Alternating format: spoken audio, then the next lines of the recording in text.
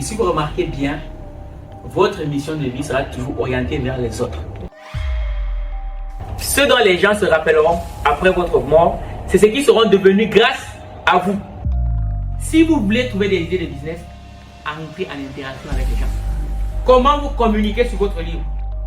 Si tu n'es pas vu, tu ne vends pas. Sur argentlivre.com, lisez et changez de vie.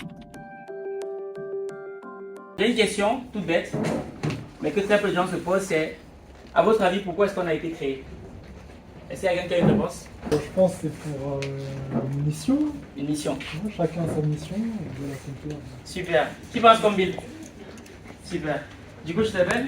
Moi, c'est non. Non. Ok, oui, dis-nous. Moi, je pense qu'on a été créé pour impacter les gens Pour impacter les gens. sur un certain domaine. D'accord. Ça dépend des personnes. Super, ok. J'ai entendu mission, j'ai entendu impacter. On va chercher une femme maintenant. Une femme la plus courageuse. Madame?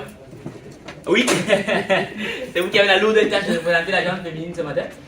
Je pense effectivement qu'on a été créé non seulement pour accomplir une mission, Oui. mais pour exploiter le talent qui nous a été donné. Top, j'ai entendu mission, j'ai entendu impacter, ok, super. Alors, je vais vous raconter une petite anecdote très rapide. L'anecdote, c'est la suivante. C'est l'histoire de deux messieurs. Ça aurait pu être des dames, hein, mais pour le coup, on va choisir des messieurs. Hein, qui se lancent dans une course. Et donc, l'objet dans cette course, c'est que le premier à gravir le plus haut d'un mur, il a gagné la course. Donc, le premier, il s'appelle Bill. Et il prend une échelle, il pose contre le mur, il gravit le mur au bout de 2 minutes. Très bien. Ensuite, il y a Noah qui prend la même échelle. Allez, il pose contre le mur et il gravit le mur au bout d'1 minute 30. A priori, Noah, il a gagné la course. Sauf qu'au terme de la course, on se rend compte que Noah, en fait, son échelle était adossée contre le mauvais mur. Là, on parle de la course. J'ai envie de vous dire que dans la course de la vie, malheureusement, c'est ce que beaucoup de gens font. C'est-à-dire, on se lance dans la course de la vie, on va très vite, mais jamais on se pose la question de savoir, mais en fait, pourquoi est-ce qu'on a été créé? Et tant et aussi longtemps qu'on ne se posera pas cette question, on fera plein de choses, mais ça accomplir beaucoup de choses. Et de cette histoire, la leçon que j'aimerais qu'on puisse tirer, c'est que dans la course de la vie, la direction qu'on prend est beaucoup plus importante que la vitesse à laquelle on va. Et il se trouve que pour beaucoup d'entre nous, nous faisons beaucoup de choses, mais nous ne sommes pas alignés. Et si vous n'êtes pas aligné avec ce que vous faites, si vous ne sentez pas que vous êtes en train d'accomplir une mission, la mission pour laquelle vous avez été créé, ça va être très compliqué pour vous de trouver l'énergie qu'il faut pour pouvoir aller jusqu'au bout. Et ce que je dis est fondamental. Peut-être vous dites que c'est quoi le rapport avec le livre? Tout à l'heure, vous verrez le rapport, parce que c'est super important de noter cela. Donc, j'ai entendu mission, j'ai entendu impact, et j'en suis arrivé à la conclusion selon laquelle la raison pour laquelle on a été créé, elle est double. La première raison, c'est déjà pour trouver sa mission de vie. Celle pour laquelle on a été créé. Chacun d'entre nous a une mission. Ça, en général, les gens le savent. Maintenant, comment faire pour trouver sa mission de vie? La réponse est toute simple. C'est qu'il faut être à l'écoute de vos frustrations. Il y en a qui se sentent frustrés par le fait de voir les femmes battues. Il y en a qui sont frustrés par le fait de voir qu'en Afrique, il y a toujours beaucoup de pauvreté. Il y en a qui sont frustrés par le fait de voir certaines maladies qui continuent à décimer plusieurs personnes. Ces frustrations n'existent pas au hasard. Si nous sommes sensibles à X ou à Y, ce n'est pas le fruit du hasard. Ces frustrations sont là pour nous indiquer ce sur quoi on devrait avoir l'impact, les causes qu'on doit défendre. Pas ensemble? Ok. Donc, deuxième raison, c'est accomplir sa mission de vie. Parce que j'aime à dire que nous vivons dans une société dans laquelle, pour quelqu'un qui veut devenir médecin, le système a été mis en place pour qu'il devienne médecin. Et son métier. J'aime à dire que être médecin n'a pas toujours été un métier. Être mécanicien n'a pas toujours été un métier.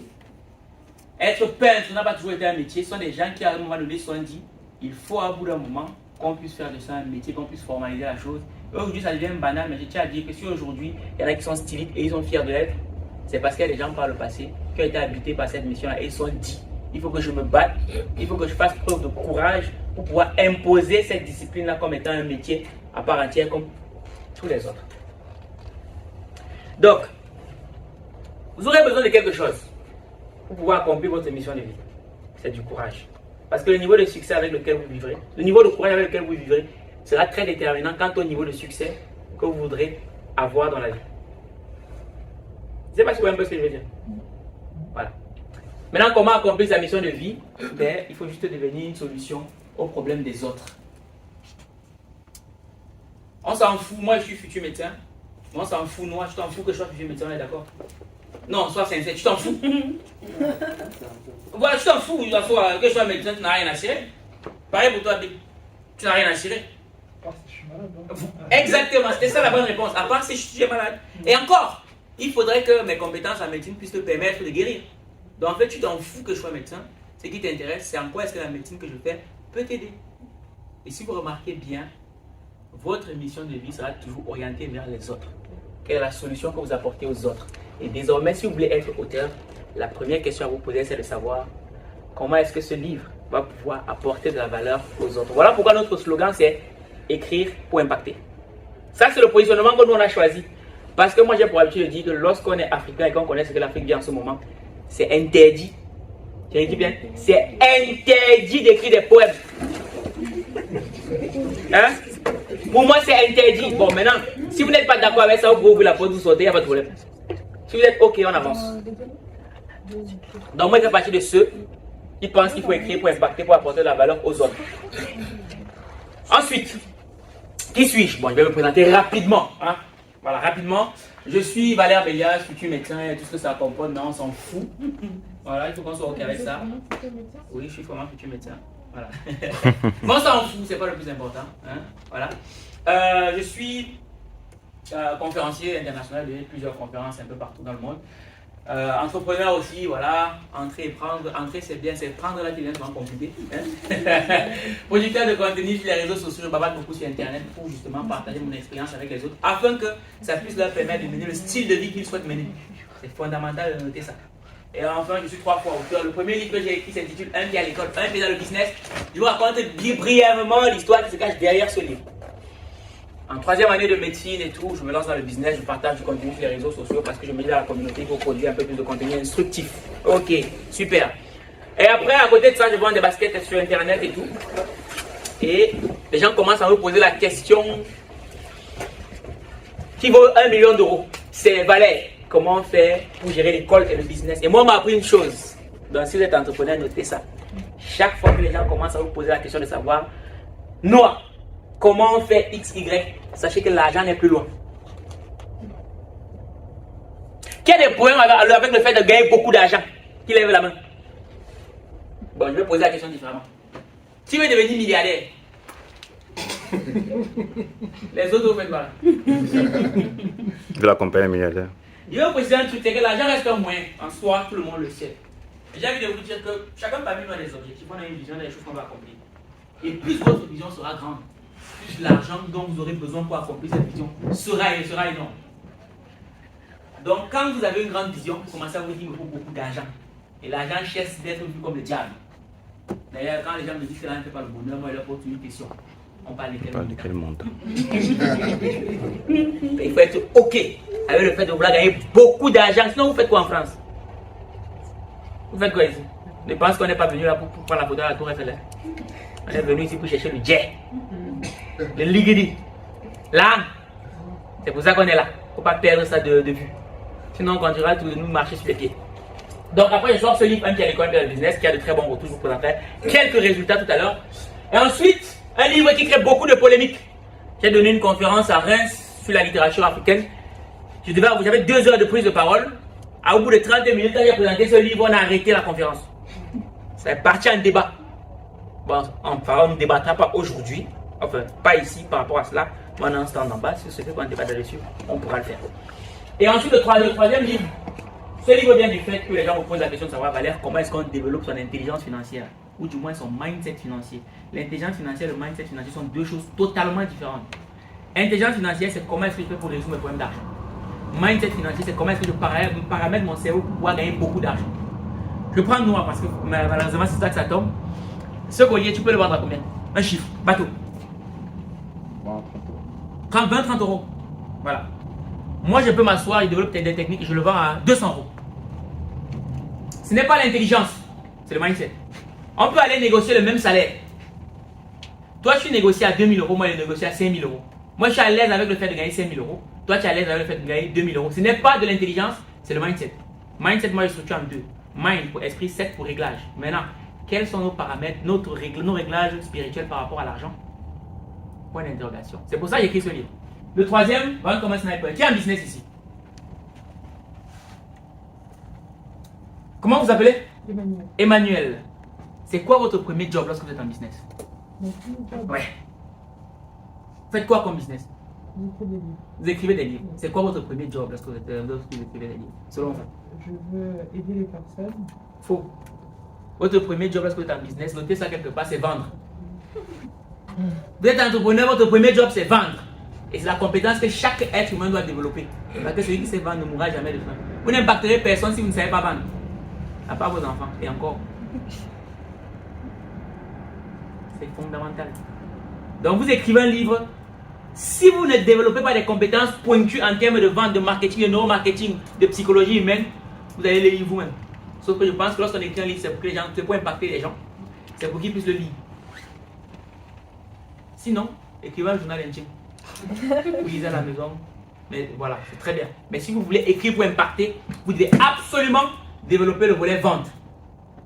Sauf que en tant qu'auteur, vous avez 3 challenges. 3. Premièrement, c'est d'être vu. Parce que celui qui n'est pas vu ne vend pas. Deuxièmement, c'est d'être lu. Troisièmement, c'est d'être mémorable. Parce que si on vous lit et qu'on n'est pas mémorable, qu'on ne vit pas une expérience émotionnelle suffisamment importante, on vous oublie aussitôt. D'ailleurs, on ne finit pas votre livre parce que ça nous ennuie. Mais maintenant, quels sont les leviers émotionnels que vous mettez dans votre livre afin que ça puisse vraiment susciter l'envie à une personne de se dépasser? Et ça, il y a une manière de le faire. Ensuite, je vous ai dit que je suis aussi formateur, entre autres, promoteur de quelques programmes dont je vous vais vous parler. Ici, c'est moi, je vous promets, c'est moi. Voilà. Et là, nous sommes dans un hôtel 5 étoiles du côté du Mont Blanc. Qui connaît le Mont Blanc? Ah voilà, ceux qui sont allés, ils savent que c'est quelque chose qui... Voilà. Là-bas, on se photo vrai riche. Voilà. Donc, on était là-bas avec les auteurs qui sont juste là derrière. On avait un séminaire de formation sur l'écriture, justement. Parce que moi, j'estime que, avec mon équipe, on estime que l'une des caractéristiques des dieux, c'est que les dieux sont immortels. Lorsqu'on écrit un livre, on devient immortel. Donc, on devient un dieu. Et lorsqu'on est un dieu, on doit bénéficier d'un traitement de prestige. On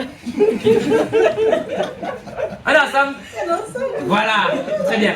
Donc, ça fait que nous, on s'est dit, il faut qu'on remette les auteurs africains sur un piédestal. Voilà pourquoi on vit une expérience unique avec les auteurs qui acceptent de travailler avec nous. Ou du moins, avec qui on accepte de travailler. Parce que ce n'est pas les auteurs qui nous choisissent, c'est nous qui choisissons les auteurs avec qui on veut travailler. Parce qu'on sait ce qu'on a à leur proposer. Qu'est-ce qu'on a à leur proposer? Question. Premièrement, j'ai une autre promoteur d'une maison d'édition, les éditions Argent Livre, mais bon, ça on verra plus tard. Mais surtout, promoteur du programme Plume d'élite, un programme au travers duquel on partage avec les auteurs une nouvelle technique d'écriture pour écrire un livre inspirant, YouTube, chrono. Et surtout, comment le vendre? Écrire c'est bien, vendre c'est mieux. Parce que sinon vous n'impactez personne.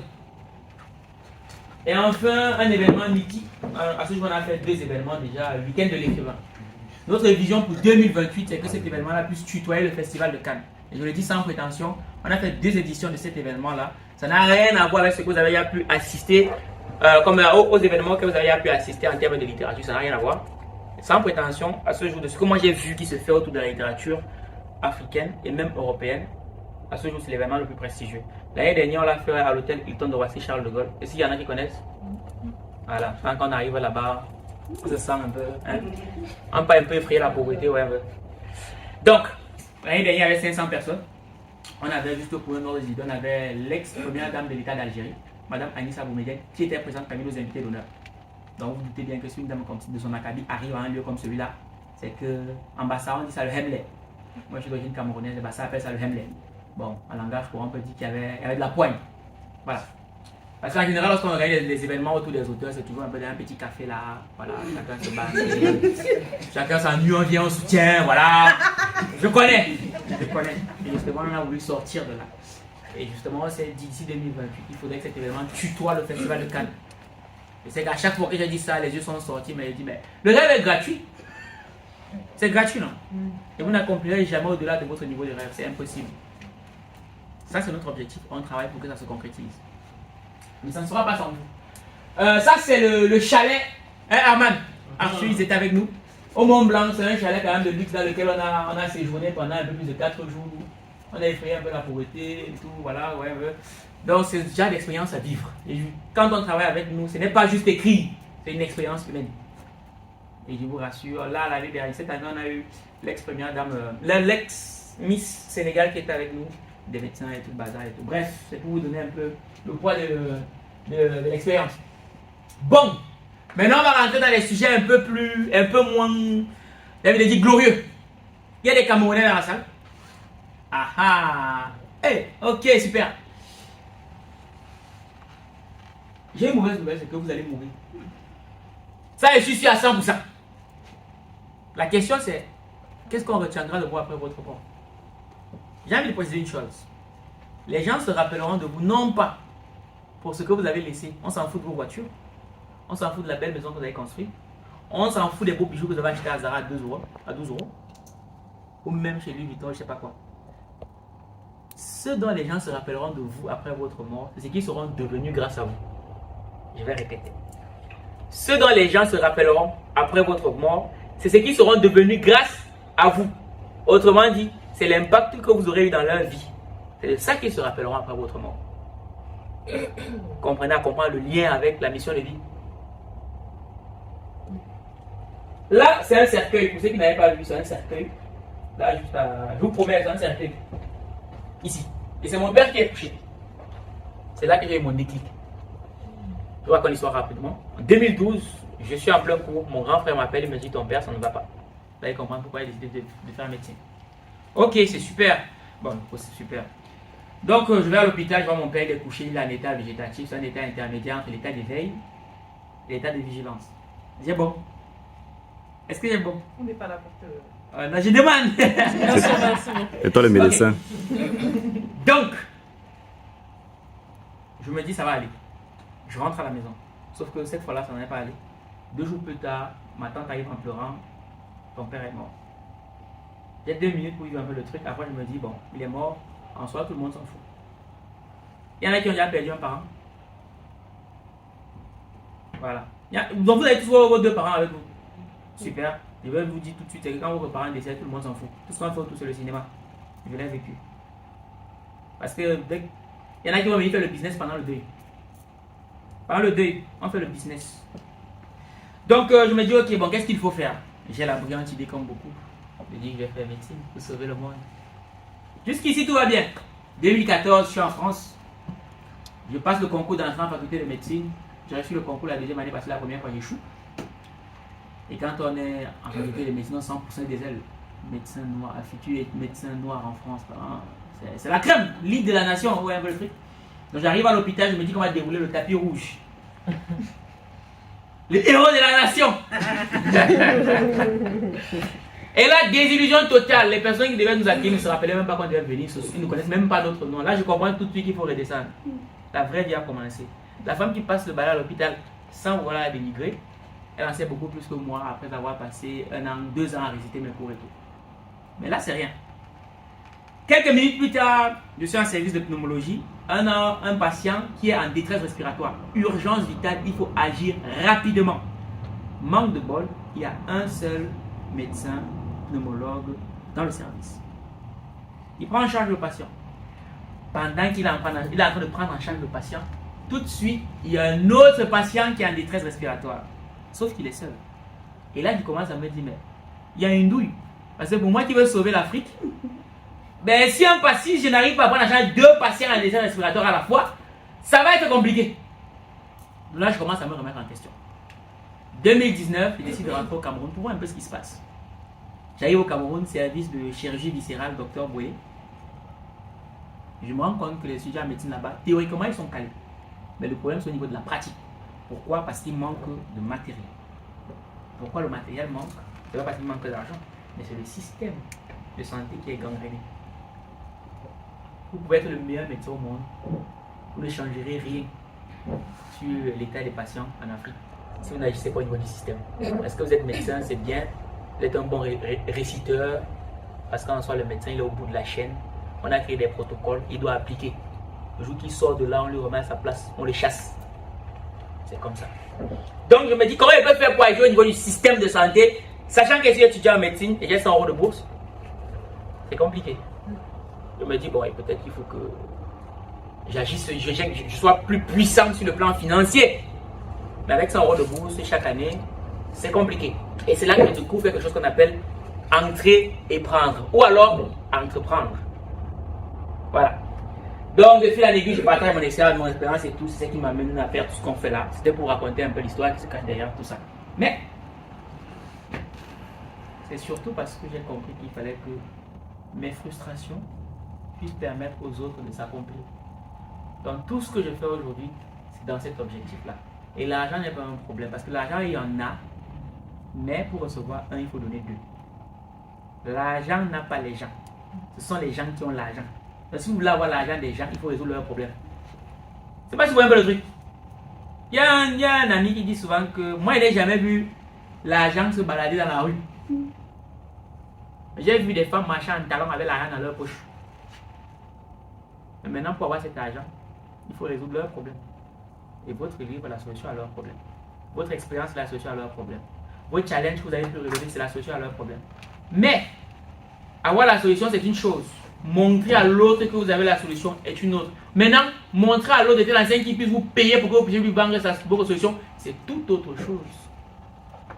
Et on le fera ensemble tout à l'heure. Donc, deux questions. Première, comment gérer le business? On va passer très vite, on l'a vu, voilà. Alors, à ce jour, on a accompagné plus de 117 auteurs en 2 ans grâce à ce programme, on s'en fout. On va passer, voilà. Donc, avec Argent Libre, notre mission aujourd'hui, c'est de vous aider à écrire votre livre et à le vendre en 28 jours. On l'a déjà fait. Ce n'est pas le babala, on l'a déjà fait. On a la méthodologie, on a la pratique, on a tout ce qu'il faut, on a l'équipe qu'il faut, on a les outils, on a tout ce qu'il faut. On l'a déjà fait. Eman Tanga qui est derrière l'a expérimenté. Akiyumu qui est juste à côté l'a expérimenté. Fanel qui est juste de l'autre côté là-bas, il sait un peu de quoi il s'agit. Donc après, si vous allez sur internet, vous tapez, vous allez voir des choses. Alors, quelques résultats.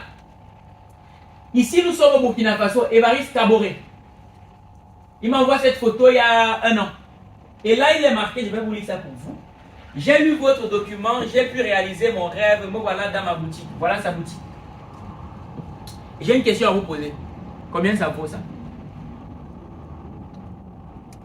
Vous écrivez un livre qui permet à une personne de réaliser son rêve. Combien ça vaut? À combien vous chiffrez ça? On est d'accord? Je peux vous dire une chose.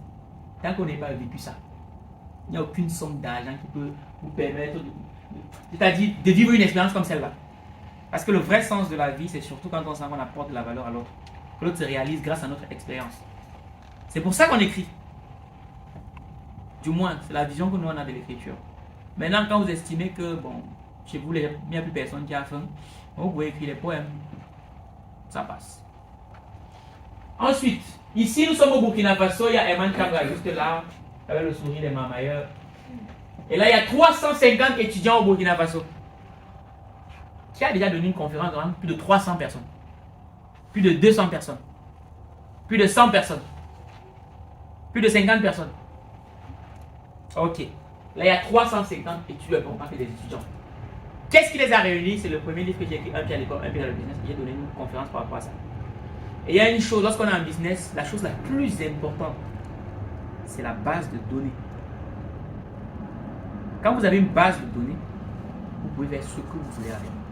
Puisque ce sont des prospects, des clients potentiels. Ils ont déjà interagi avec vous. Maintenant, vous pouvez leur proposer d'autres produits et services. Donc, vous doutez bien qu'en tant qu'auteur, parce que le livre, c'est juste une clé qui vous ouvre des portes. Vous vous retrouvez devant 350 personnes. C'est 350 prospects à qui vous pouvez vendre beaucoup plus de choses. Que vous pouvez impacter d'une manière différente. Ça, c'est au Burkina Faso. Ensuite, bon, je suis là du coup. On va se retrouver à Londres. Je vous promets, moi, je n'avais jamais pensé que je pouvais aller à Londres en 2023. Sauf qu'en 2023, on m'appelle, on me dit, Valère, on a lu ton livre, on voit ce que tu fais et tout. Viens donner une conférence, logé, nourri, blanchi dans un hôtel quand même assez charismatique, emblématique. Coca-Cola, tout qui a type, vous mettez dessus, ça passe. Je ne sais pas si parmi vous, il y en a qu'on a invité pour une conférence, loger, nourrir, blanchir, à qui on remet un ticket. Il y en a qui ont vécu ça. Je vous le souhaite. Il y a un livre qui vous permet de le faire. Dès lors que vous savez comment vous y prendre. C'est possible. Là, c'était à Londres au week-end du business. Je suis là, voilà. Et puis là, c'est à la télé. Qui est déjà passé à la télé? Donc, je peux me vanter un peu. Ah! Donc, ça, c'est la Box Africa. J'ai bénéficié de 49 minutes d'interview. On ne me coupait pas lorsque je prenais la parole. Ça veut dire que vous passez à la télé, dès que tu me dis quelque chose, on coupe. C'est la bagarre. Là, on me laissait le temps de m'exprimer. D'ailleurs, moi, si on m'invite à la télé pour 5 minutes, je ne parle plus. Oui, je ne parle plus, on m'a invité plusieurs fois. 5 minutes, regarde, combien de temps 5 minutes, je ne vais pas. Ça ne m'intéresse plus. J'ai travaillé pour ça. Donc, chacun fait son job. Le livre vous permet de faire ça. Mais encore, il faut savoir comment s'y prendre. On poursuit. Ici, là, vous avez Anissa Boumedienne. Ça, c'est au week-end de l'écrivain, comme je vous le disais. Ici, ministre des Affaires de la Femme en Tunisie. Ici, c'est Stéphane Tiki. Vous pourrez checker sur Internet qui il est très souvent avec les chefs d'État. Ça, c'est le business de la communication. Vous êtes à Business Africa. Je vais vous dire quelque chose. Pépite comme ça. Si vous rencontrez quelqu'un d'influent, vous devez absolument prendre une photo avec cette personne. Et quand vous prenez une photo avec cette personne, vous mettez partout, même dans les rêves des gens. Tout le monde doit savoir que vous le connaissez, même si vous ne le connaissez pas. C'est le business de la communication. Parce que c'est le principe d'association. Si moi j'admire par exemple, je vais prendre qui est assez connu. Si j'admire par exemple Samuel Eto'o. Qui connaît Samuel Eto'o? Ah voilà. Et comme on va prendre une photo avec Samuel Eto'o dans certaines positions, on va se dire que peut-être Samuel Eto'o c'est mon ami. Donc si on va atteindre Samuel Eto'o, il faut passer par moi. Ou du moins, on se dit que si Samuel Eto'o c'est mon ami et que je fais la confiance à Samuel Eto'o, ben vous aussi vous pouvez me faire confiance. Donc si vous faites confiance à Samuel Eto'o et que Samuel Eto'o traîne avec moi, même sur une photo sur internet, vous allez dire bon, ça veut dire que je peux faire confiance à Valère Bélias. C'est le principe d'association. Et ça marche. Donc quand vous descendez là, partez voir Stanislas et vous prenez une photo. Vous partez voir, je ne sais pas qui, encore qui est influent en bas là. Je ne sais pas qui. Vous prenez la photo et vous mettez partout, même dans les rêves des gens, vous balancez. C'est ça que servent les réseaux sociaux. Si vous ne faites pas de l'argent avec les réseaux sociaux, les autres vont faire de l'argent avec les réseaux sociaux. On a créé les réseaux sociaux pour faire de l'argent. Ne perdez jamais ça de l'esprit. Donc, justement, quand on me voit là, je suis là-bas avec le sourire, hein, ouais. Il faut sourire, c'est déjà des photos, ouais, ben non. Et avec tous ces messieurs, forcément, les personnes qui leur font confiance vont aussi me faire confiance. C'est important de comprendre ça. Mais ça a été possible grâce au livre qui a pu déteindre sur tout ça. Ensuite, on poursuit. Ça, c'est Judith Adagbe. Elle a suivi le programme Plume d'élite. Le titre de son livre, c'est Les calvaires d'une femme immigrée. Et suite à son livre, voici le message qu'elle m'a envoyé sur WhatsApp. C'est, tu l'as dit, cher Valère, le livre va nous amener là où on ne s'y attend pas. Me voilà, j'ai fait la une du journal de ma ville. Avant, je devais les solliciter. Aujourd'hui, ils viennent à moi. Quelle chance. Qui a déjà fait la une d'un journal? Ok. Le livre vous permet de faire la une d'un journal pour asseoir votre notoriété, votre crédibilité et augmenter votre valeur perçue. Parce que lorsque votre valeur perçue augmente, votre valeur marchande, elle aussi, augmente. Et lorsque votre valeur marchande augmente, qu'est-ce qui se passe? Vous gagnez plus d'argent. Ceci m'amène à vous rappeler quelque chose. Pour gagner plus, il faut savoir plus. Ou du moins, pour gagner plus, il faut devenir plus. Sauf que pour devenir plus, il faut en savoir plus. Parce que pour être transformé, il faut être informé. On est ensemble? Super. Je dis à Dagbe, on va poursuivre. Là, qui connaît Madame Pouene, la milliardaire la plus charismatique du monde? Comme par hasard, elle est camerounaise. Mami Nyanga, vous ne connaissez pas? Pas grave. Ben, il faut checker sur Internet. Surtout pour les femmes qui cherchent des figures à qui vous identifiez. Figures pour le coup africaines. Cette femme, vraiment, il faut la checker sur Internet. C'est quelqu'un qui a le Hemley des Bassards. Madame Pouene, P-U-E-N-E. Dès que vous allez taper sur YouTube, Pouene, c'est un personnage atypique. Et donc là, on a une de nos auteurs, Fatoumata Sibi, d'origine sénégalaise, née et grandie en France, qui se retrouve au Cameroun au week-end de l'écrivain, parce que c'est un événement qui se déroule sur 3 pays, France, Burkina Faso, Cameroun. Et là, elle est en compagnie de 7 dames. Vous dites bien qu'il y a des choses qui sont passées entre elles. On apprend à devenir riche auprès des riches. On n'apprend pas à devenir riche en écoutant son enseignant à l'école qui lui-même galère. Ça, c'est son livre. Son livre, justement, c'est Héritage. Elle n'avait pas tort. Elle a vécu des frustrations dans son mariage après 14 années. Elle a décidé de divorcer. Mais plutôt que de rester dans l'ombre, elle a décidé de se servir de cette expérience qui, pour le coup, était malheureuse. Mais il me dit que derrière chaque échec se cache le germe de la réussite. Les échecs que vous avez sont là en fait pour vous enseigner sur ce que vous devez améliorer. Et donc, elle a décidé de se servir de cette expérience-là pour aider d'autres femmes à pouvoir avoir une relation de couple beaucoup plus épanouie. Elle a écrit ce livre et elle a fait son petit bout de chemin. Est-ce que tout ceci donne l'argent? Il y a un auteur qui écrit et il s'est dit que il est mal à l'aise avec l'idée de gagner de l'argent, c'est que le cerveau est constipé. Donc il faut qu'on déconstipe tout ça. Je vais vous présenter quelques résultats, c'est mieux. Ici on a Paul Koné. À chaque fois que je vois cette photo, je me rappelle d'une chose. C'est que personne n'est laid. Je répète, personne n'est laid. C'est l'argent qui est petit.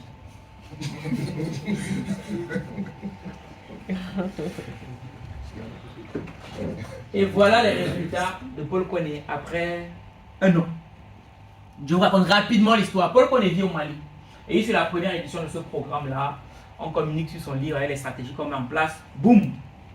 Et on fait quelques publications sur les réseaux sociaux. Il a plus de 800 personnes qui le contactent en 2 jours sur WhatsApp. L'argent n'a pas les gens. Ce sont les gens qui ont l'argent. Donc quand ces gens le contactent, ils ont lu son livre et tout le bazar et tout. Ces gens, puisqu'ils lui font déjà confiance, dans son livre, il partage son expérience et tout, ces gens commencent à lui soumettre des problèmes. Problèmes, opportunité business. Et parmi ces problèmes, il y a un problème qui va attirer son attention, c'est Paul, comment est-ce qu'on fait pour créer une page Facebook? Ça prend 2 minutes. Paul Koné est au Mali. Il facture la création d'une page à 25 000 francs CFA. Est-ce qu'il est plus compétent que ses clients? Non. C'est juste que, comme il a écrit un livre, les gens savent qu'il a écrit un livre. Ils l'ont lu. Ils ont été convaincus. Ils commencent à lui faire confiance parce qu'il a fait le lien avec eux en écrivant son livre. On se dit peut-être qu'il pourrait m'aider à résoudre mon problème. Et donc on lui soumet le problème et il facture. Tout simplement. Mais pour ça, il a fallu qu'il crée un contact avec ces personnes-là. Si vous voulez trouver des idées de business, entrez en interaction avec les gens. Quand vous entrez en interaction avec les gens, ils vous soumettent leurs problèmes. Et quand ils vous soumettent leurs problèmes, opportunité de business. C'est ça que dit le livre pour vous ouvrir des portes. Quand c'est bien fait. Un autre cas, Esther Bois, qui la connaît, qui a écrit un livre intitulé L'immobilier sans les banques. Elle vient nous voir il y a quelques mois en arrière. Elle nous dit je vais écrire mon livre et tout, je ne sais pas trop par où commencer. Elle commence par nous dire qu'elle veut écrire une autobiographie. Je vais vous dire quelque chose. C'est interdit d'écrire une autobiographie. Je répète, c'est interdit d'écrire une autobiographie. Pourquoi? Parce que personne ne vous connaît. Si Michelle Obama a écrit une autobiographie, on va se dire c'est Michelle Obama. On veut savoir comment elle a fait. Donc elle a écrit une autobiographie, même si pour l'avoir lu elle est nulle, on va acheter. Mais bon, quand tu t'appelles Cécile Donfac et que même ton voisin du palier ne te connaît pas, et tu décides d'écrire quelque chose, que tu n'as pas accompli grand chose, peut-être même tu as accompli des choses mais personne ne le sait, et que tu décides d'écrire une autobiographie, tu vas le lire avec tes enfants et peut-être même que tu seras la seule à le lire. Par contre, vous pouvez vous inspirer de votre expérience pour écrire un livre. Parce que dans les faits, un livre c'est quoi? Un livre c'est l'expérience d'une personne qu'elle partage par écrit. Si vous vivez, c'est que vous avez vécu des choses. Si vous avez vécu des choses, ça veut dire que vous avez forcément une expérience à partager. Donc vous pouvez vous servir de votre expérience pour écrire un livre qui va impacter. Mais ne présentez surtout pas cela comme étant une autobiographie. À moins d'être quelqu'un de connu et qui a accompli de grandes choses. On est ensemble? Super. Donc elle, grâce aux stratégies qu'on a parlé avec elle, elle vient depuis, elle dit ouais, voilà, je vais écrire une autobiographie. Elle dit arrête-nous ça. Qu'est-ce que tu fais dans la vie? J'accompagne les gens dans l'immobilier. Mais écrire un livre sur l'immobilier. Tiens, il y a des clients qui viennent au quotidien pour que tu les formes. Crée un support. Et justement, grâce à ce livre, en 3 heures, elle a généré 18 000 euros. Comment? grâce à la stratégie. Et pourquoi est-ce que je vous raconte tout ça? Juste pour vous dire que si on peut le faire, vous aussi vous pouvez le faire, à une condition. C'est de savoir ce qu'ils savent. C'est justement ça qu'on partage à nos cours.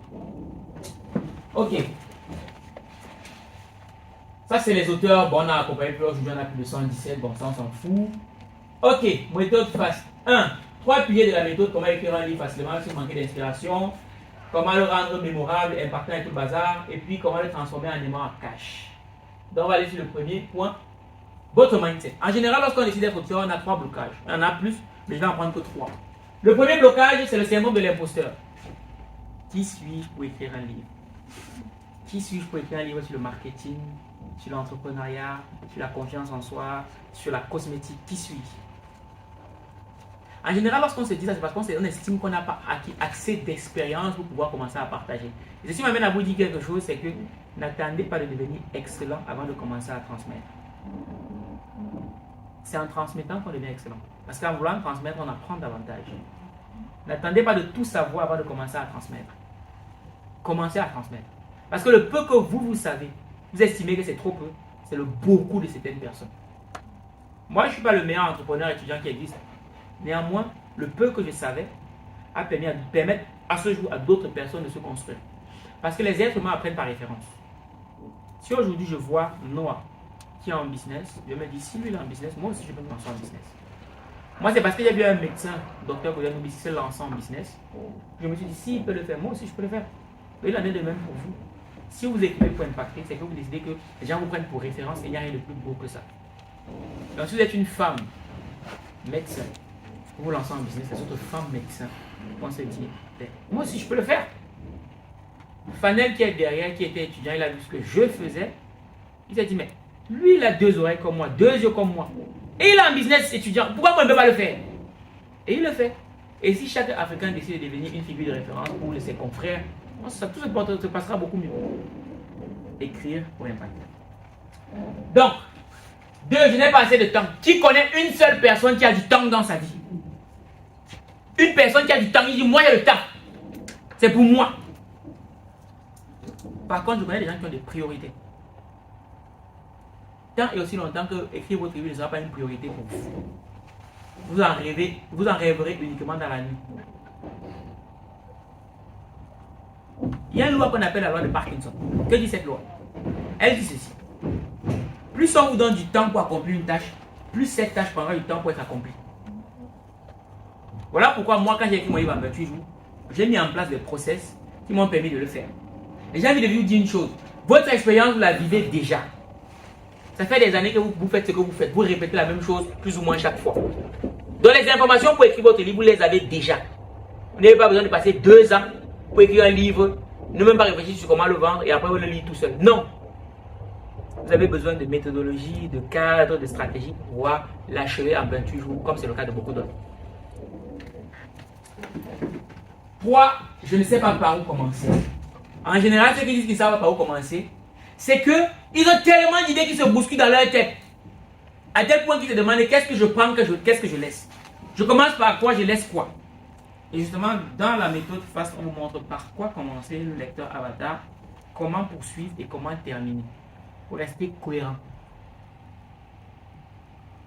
Et j'ai dit qu'il y a 2 moyens d'apprendre. Soit vous apprenez vos propres expériences, ce qui prendra beaucoup de temps. Si vous avez le temps, tant mieux.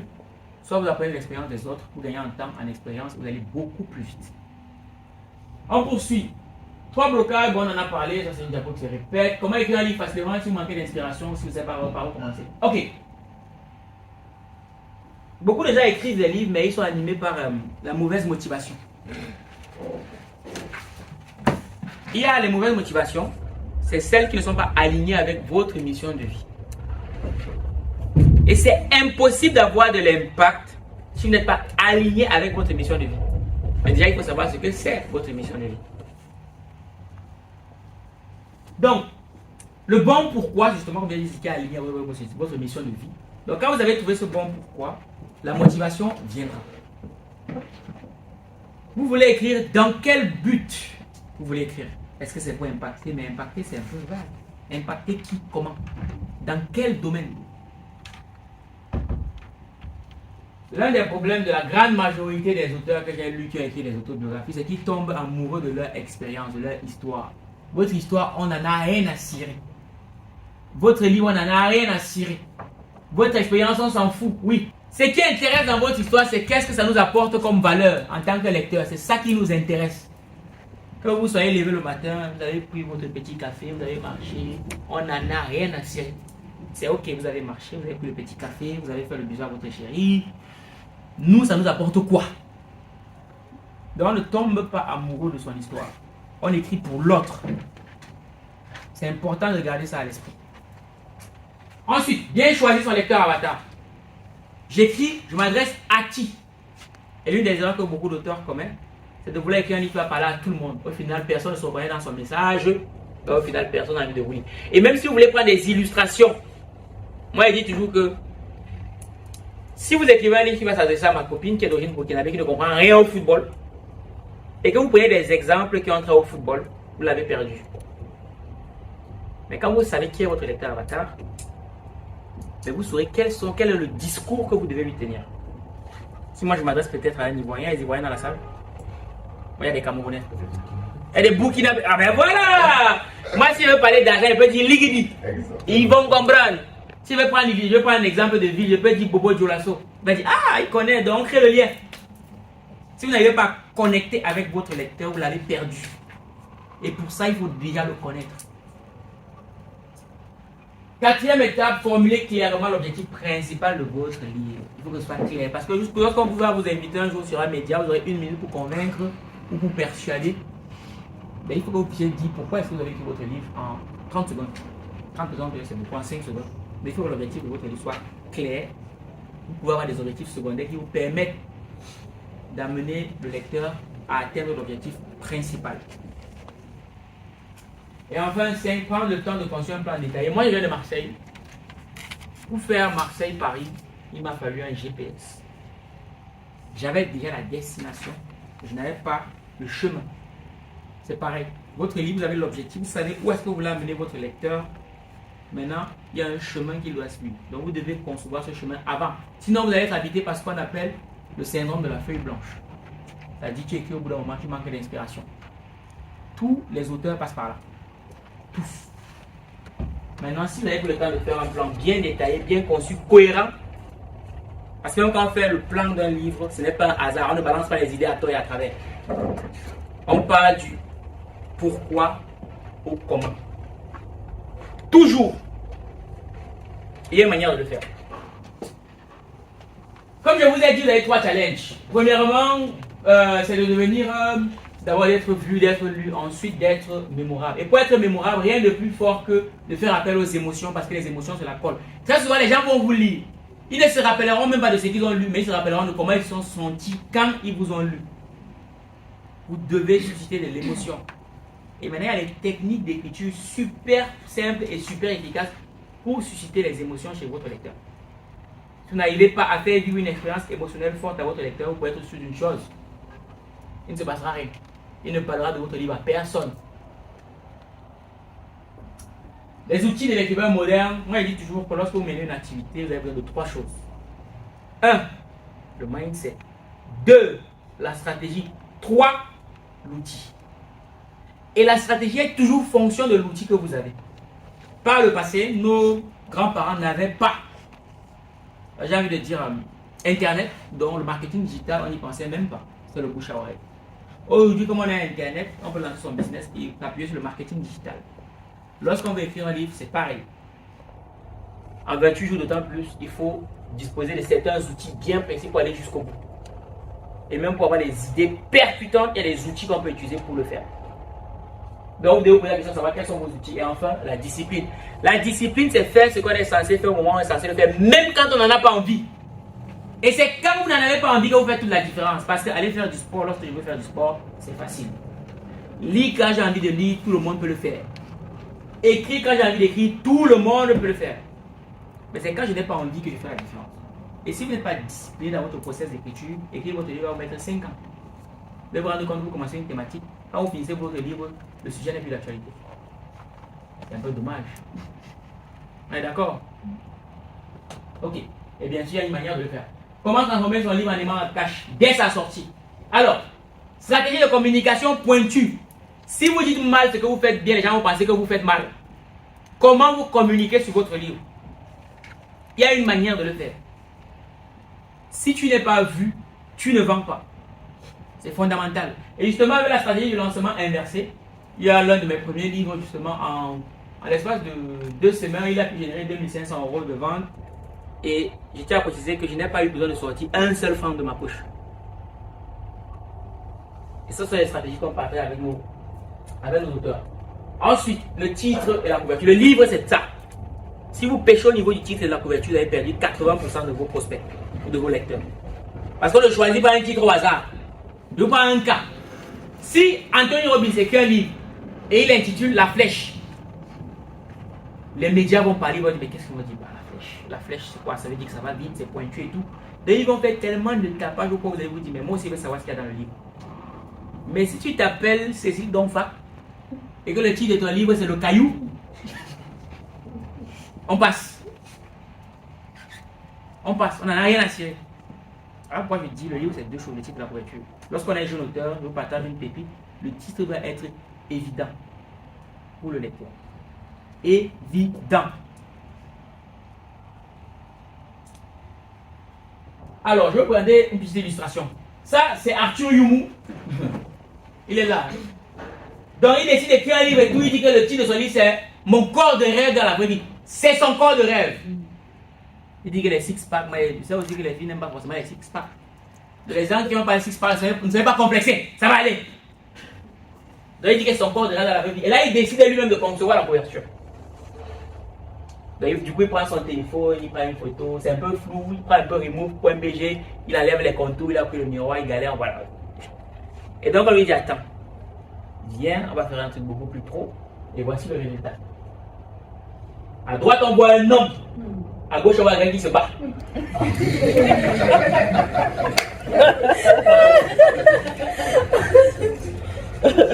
Qui a envie de jeter, qui a envie de lire ce livre-ci? Personne. Qui a envie de lire celui-ci? Donc vous voulez dire qu'il s'est battu pour avoir tout ça? Vous voyez dans la différence. On parle de communication. Vous avez parlé de la couverture. Si vous dites mal ce que vous faites bien, les gens vont penser que vous faites mal. Donc je prends le temps de concevoir ça. La police d'écriture, la posture, les couleurs, il n'y a rien qui est choisi au hasard. On poursuit. Stratégie de communication, on en a parlé. Les tunnels de vente. Voilà. Vous écrivez un livre. Sachez que si vous croyez que c'est en vendant juste vos livres que vous allez pouvoir vraiment générer de l'argent, ça va être compliqué. Par contre, un livre, vous pouvez insérer ce que j'appelle les tunnels de vente qui vous permettent de faire ce qu'on appelle en marketing, que les anglo-saxons du upsell. Il y a une manière de les insérer pour que ce soit beaucoup plus persuasif. Et je différencie le fait de convaincre de persuader. Lorsque je cherche à convaincre, j'envoie des arguments logiques. Et donc, lorsque j'envoie un argument logique, il y a des contre-arguments. Par contre, lorsque j'essaie de persuader, j'essaie de toucher aux émotions. Et là, il n'y a pas de contre-émotion. Voilà pourquoi un bon vendeur doit être quelqu'un qui a un pouvoir persuasif beaucoup plus important, plutôt que d'essayer de convaincre. Et pour persuader, il y a une manière très subtile de le faire, même dans un livre. Je vous partage rapidement le témoignage de Yvonne Ouattara. Non. Yvonne Ouattara. Donc, malheureusement, ça voilà. Donc, si parmi vous, il y en a qui veulent écrire un livre, c'est très simple. Et vous avez juste une seule chose à faire, c'est scanner ce QR code. Quand vous scannez ce QR code, vous allez aller sur une page pour prendre rendez-vous. C'est offert. Et ensuite, on pourra échanger. Je tiens à dire, c'est nous qui vous choisissons, c'est pas nous qui vous nous choisissez. Ce matin, j'ai discuté avec une dame qui voulait suivre le programme. Je lui ai dit non, on ne peut pas vous accompagner parce qu'elle ne correspondait pas au profil. Oui. Est-ce que je peux juste avoir le titre de la troisième étape? Troisième étape. Tu...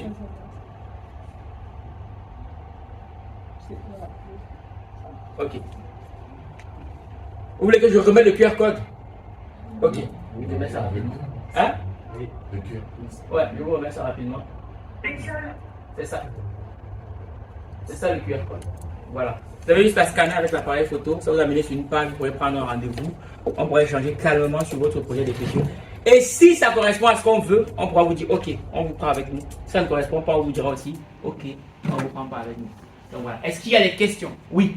Quels sont les critères sélectifs? Justement, on échangera parce qu'il faut qu'on regarde qui vous êtes, quel est votre projet, quelle est surtout l'énergie que vous dégagez. Parce que l'invisible est plus puissant que le visible. Voilà. Et ça se transmet à partir de ce que vous allez dire. Parce que chaque mot porte une énergie. Et à nos cours de notre échange, on sait les détecter. Et si c'est bon, on vous dira ok, on travaille ensemble. C'est pas bon, vous direz non. Aussi simplement que ça. Mais je sais que ceux qui ont travaillé avec nous jusqu'à présent, voilà. C'était assez puissant. Oui, dites-moi, madame. Oui, du coup, il y a des frais ou c'est totalement gratuit? Bien sûr. Il va de soi. Bien sûr. À quel stade? À quel stade on pourra en discuter pendant ce moment-là. Parce que ça dépend aussi de votre profil. D'accord. Ça dépend de votre profil. Est-ce qu'il y a une autre question? Oui. Bah, si tu as déjà écrit le livre, Oui. et c'est c'est plutôt le tunnel de vente qui t'intéresse. On peut travailler dessus, bien sûr. Tout à fait, on l'a déjà fait. Et tu as dit oui.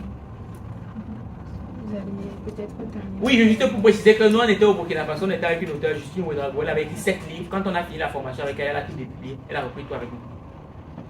Oui. Mode de vente, édition ou auto-édition? Nous, on peut vous faire de ce qu'on appelle l'édition blanche. C'est-à-dire, nous, on édite pour vous et vous, on vous remet, vous faites dans notre éditeur de manière publique. Toutefois, lorsque nous, on fait l'édition, nous, on communique avec vous sur votre ouvrage et on peut vous inviter dans nos événements qu'on organise. Sur argentlivre.com, lisez et changez de vie.